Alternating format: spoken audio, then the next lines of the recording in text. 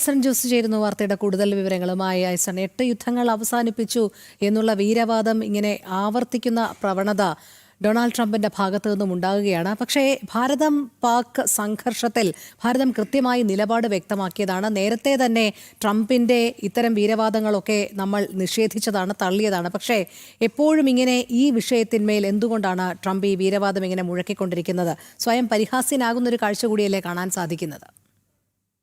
തീർച്ചയായും Rohini, Trump Pakistan India വിഷയത്തിൽ പാകിസ്ഥാനും ഇന്ത്യയുമായുണ്ടായ ഓപ്പറേഷൻ സിന്ദൂറുമായി ബന്ധപ്പെട്ടുള്ള തർക്കം, ആ ഒരു വിഷയത്തിൽ താൻ ഇടപെട്ടാണ് ആ പ്രശ്നം അവസാനിപ്പിച്ചത് എന്ന നിലപാട് ട്രംപ് ആവർത്തിക്കുന്നത് തീർച്ചയായും ഒരു പരിഹാസ്യമായി പ്രാഥമികമായി നമുക്ക് നിരീക്ഷിക്കാവുന്നതാണ്. തീർച്ചയായും നമുക്ക് മനസ്സിലാക്കാവുന്നതാണ് അത്തരത്തിലൊരു ഇടപെടൽ ഉണ്ടായിട്ടില്ല എന്ന്. പാകിസ്ഥാൻ്റെ ഭാഗത്തു നിന്നും ഭാരതത്തിൻ്റെ ഭാഗത്തു നിന്നും വളരെ കൃത്യമായും ഒരു വിശദീകരണം ഉണ്ടാകുന്നു, അല്ലെങ്കിൽ പാകിസ്ഥാൻ്റെ ഭാഗത്തു നിന്ന് അത്തരത്തിലൊരു ഇടപെടൽ ഉണ്ടായതായ ഒരു സാധൂകരണം ഇതുവരെ ഉണ്ടാകുന്നുമില്ല. സ്വാഭാവികമായും അത്തരത്തിലൊരു നിലപാട് ഭാരതത്തിൻ്റെയും പാകിസ്ഥാൻ്റെയും ഭാഗത്തു നിന്നുണ്ടാകുന്നു. അതിൻ്റെ വിശദീകരണവും നൽകുന്നു. ഡയറക്ടർ ജനറൽ ഓഫ് മിലിറ്ററി ഓപ്പറേഷനാണ് ഈ കാര്യം പരസ്പരം സംസാരിക്കുകയും അവസാനിപ്പിക്കുകയും ചെയ്തതെന്ന് ഔദ്യോഗികമായി വിദേശകാര്യ മന്ത്രാലയം അറിയിച്ചത് ആ സംഭവം നടന്നതിന് തൊട്ട് അടുത്ത ദിവസമാണ്. പിന്നീട് തുടർച്ചയായി അക്കാര്യത്തിൽ പല വിശദീകരണങ്ങളും വിദേശകാര്യ മന്ത്രി പോലും നൽകുന്നൊരു സാഹചര്യമുണ്ടായി.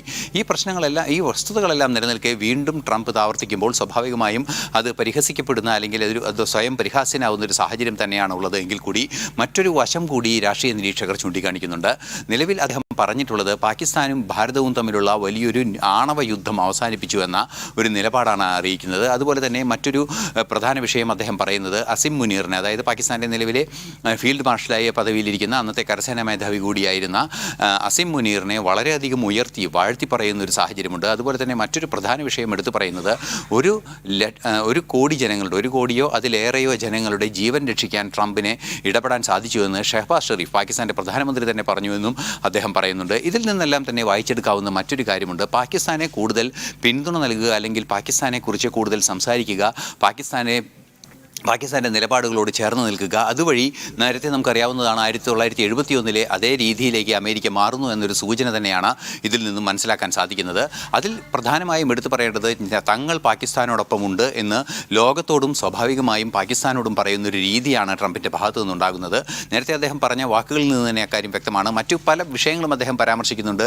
റഷ്യ യുദ്ധം, സംഘർഷം തുടരുകയാണ്, ഇവർ തമ്മിലുള്ള സംഘർഷം തുടർച്ചയായി നടക്കുന്നു, 8 യുദ്ധങ്ങൾ അവസാനിപ്പിച്ചു, അത്തരത്തിലുള്ള വിവിധങ്ങളായ അവകാശവാദങ്ങൾ പറയുമ്പോൾ ചിലതെങ്കിലും വസ്തുത ഉണ്ട് എങ്കിൽ കൂടി ഇക്കാര്യത്തിൽ യാതൊരു വസ്തുതയുമില്ല എന്ന് ഭാരത സർക്കാർ തുടർച്ചയായി വിശദീകരിച്ചിട്ടും അക്കാര്യത്തിൽ ആ നിലപാട് തുടരുന്നതിൻ്റെ ഉദ്ദേശം പാകിസ്ഥാനോട് ഒരു പ്രീണന നയം സ്വീകരിക്കുക എന്നത് തന്നെയാണ്.